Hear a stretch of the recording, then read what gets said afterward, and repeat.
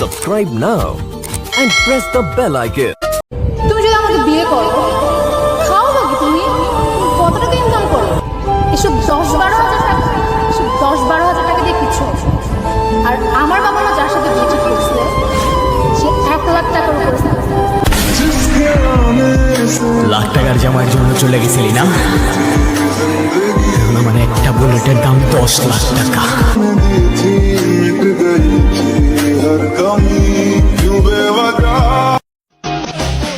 তো গাইস, আমিও চলে যাচ্ছি।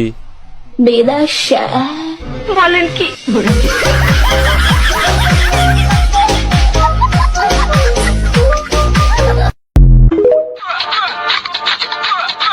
তুমি কি ভেবেছিলে আমি তোমাকে ছাড়া বাঁচবো না?